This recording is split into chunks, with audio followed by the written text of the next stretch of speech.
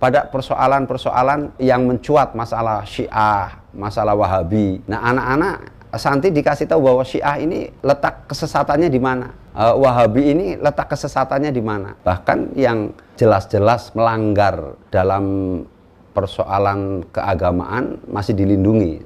Contohnya Ahmadiyah lah ya. Dalam hal ini kan sampai hari ini masih mendapat perlindungan. Nah, latar belakang FPI itu berdiri kan adanya ketidakadilan, kemaksiatan yang merajalela. Kemudian indikasi kuat bahwa ada kolaborasi antara penjahat dan pejabat terhadap kemaksiatan ini. Nah, kalau kita itu umat Islam, tokoh tidak bersatu untuk membentuk satu wadah, untuk mengubah, melawan mereka kan sulit. Kan al-haqqu bila nizam yahlibul batil binizam. Jadi kebenaran yang tanpa dimanage secara rapi akan terkalahkan dengan kemaksiatan yang dimanage secara rapi. Disinilah sebetulnya FPI itu hanya mengisi kekosongan. Jadi untuk urusan pesantren, bidang dakwah itu NU. Untuk masalah pendidikan, rumah sakit itu di Muhammadiyah. Tapi pada posisi hisbah, amar ma'ruf nahi mungkar, ini kekosongan. Nah, di sini FPI mengisi. Cuma ada hal yang di luar perhitungan dari media, perhitungan dari tokoh-tokoh politik. FPI itu begitu lahir langsung lonjakannya tinggi betul, mendunia kan begitu. Nah, disinilah yang kemudian mungkin timbul kecemburuan. Kok di luar negeri yang lebih terkenal FPI yang baru lahir. Sebetulnya kalau kita mengacunya kepada nilai akidah, lah kalau Allah yang mau ngangkat, siapa yang akan menjatuhkan kan itu. Toh niat kita itu memang pada posisi hisbah, amar ma'ruf nahi mungkar. Resikonya memang lebih besar dibandingkan dakwah. Makanya dari awal-awal FPI berdiri, tokoh-tokohnya dikriminalisasi, masuk penjara. Cikal bakal kelahiran FPI di penghujung masa Orde Baru membuat FPI menjadi sorotan, bukan hanya di mata media nasional ataupun internasional, tapi juga menjadi kecemburuan di kalangan sesama ormas Islam di Indonesia. Jadi saya masih ingat betul ketika almarhum almarfurlah Kiai Haji Hashim, ya, jadi ketika beberapa kali ketemu, Kiai Hashim Muzadi ini mengatakan sama kita, bahkan nggak sekali dua kali, termasuk ketika pertemuan bersama Habib Rizik. Habib, sebetulnya yang membuat, katakanlah di NU, kata beliau, itu merasa ada kecemburuan terhadap FPI, itu di setiap pertemuan tingkat tinggi internasional itu lebih banyak ditanya. Inilah yang Kiai Hashim Muzadi menilai, melihat ini ada kecemburuan terhadap FPI yang baru lahir kemudian ini. Bahkan kalau kami dari FPI nggak pernah merasa bermusuhan dengan NU, nggak pernah merasa bermusuhan dengan Muhammadiyah.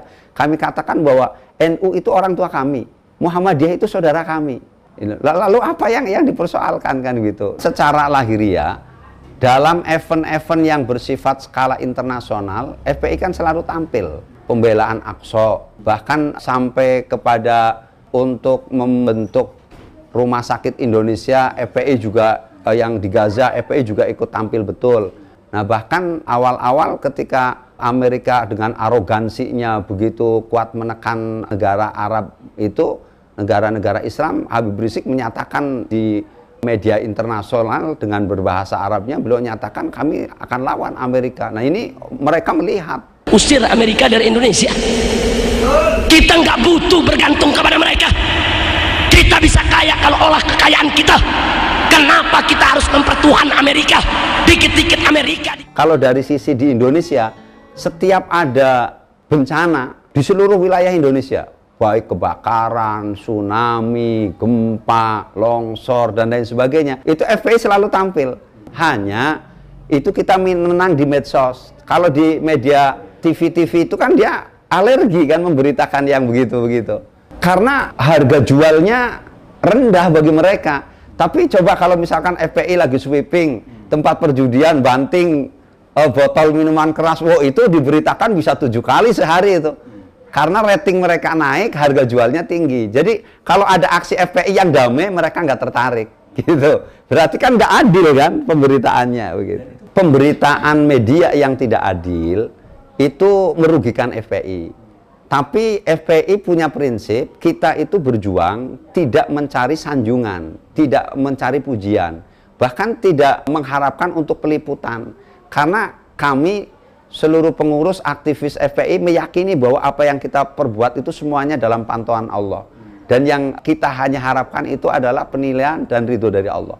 Islam itu agama rahmatan lil alamin. Kata rahmatan lil alamin itu jangan disalah tafsirkan dan jangan dipersempit maknanya. Jadi kalau ada kemaksiatan ditolerir kemudian dibiarkan, itu bukan rahmatan lil alamin. Jadi kita tegas terhadap kemaksiatan, kita itu tidak rela dengan adanya ketidakadilan, itu rahmatan lil alamin. Jadi kalau kita lihat dulu zaman Rasulullah SAW, Rasulullah kan sangat lemah lembut, pemaaf. Iya, bahkan kalau pribadinya dihina, diludahin, maafin. Tapi kalau Islamnya dihina, ajarannya dihina, umatnya dihina, Rasulullah marah.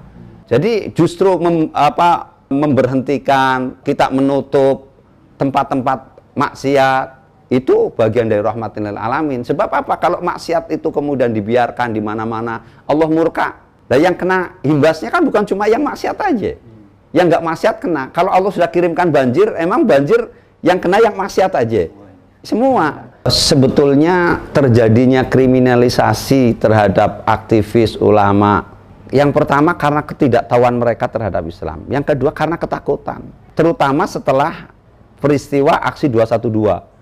Begitu kekuatan umat Islam ternyata itu mampu menggoyahkan dunia. Dan kekuatan 212 ini bukan menjadi acungan jempol untuk Indonesia di seluruh dunia. Bahwa umat Islam Indonesia siapa bilang anti toleransi, siapa bilang jorok, siapa bilang tidak bisa diatur. Faktanya 7.500.000 lebih berkumpul, sampah tidak ada.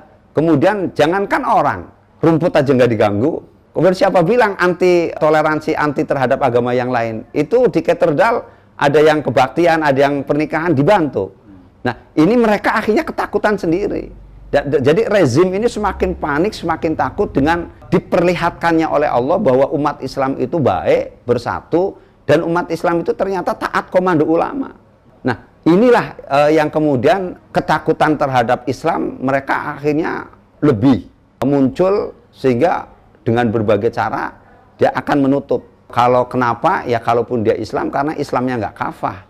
Yang takut terhadap Islam kan sebetulnya bukan orang Islam. Kan itu aja. Kalau orang Islam takut sama Islam kan mustahil. Setan nggak takut sama setan kan. Sesama setan bersahabat kan begitu. Lah kalau kita umat Islam tahu Islam itu baik, rahmatan lil alamin, ya nggak mungkin takut. Nah kalau ada orang Islam yang anti Islam, ya bukan Islam. Islamnya nggak Islam kafah. Kalau bukan Islam, ya jawabannya munafik, fasik, kafir. Jadi sebetulnya aneh juga bingung. Ini pemerintah takut kepada politik, umat Islam berpolitik itu yang mana? Dan umat Islam itu memang harus berpolitik. Kalau ada yang mengatakan umat Islam nggak boleh berpolitik, ini yang ngomong yang mau merebut politik. Nah, sebab kalau semua umat Islam tidak berpolitik, politik dipegang sama orang non-Islam.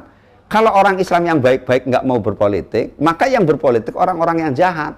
Nah, kalau itu terjadi, maka di parlemen itu ya orang-orang yang jahat, yang non-muslim, yang kafir. Ini kan yang membentuk tatanan undang-undang. Makanya kita FPI berteriak bahwa umat Islam harus tahu tentang politik.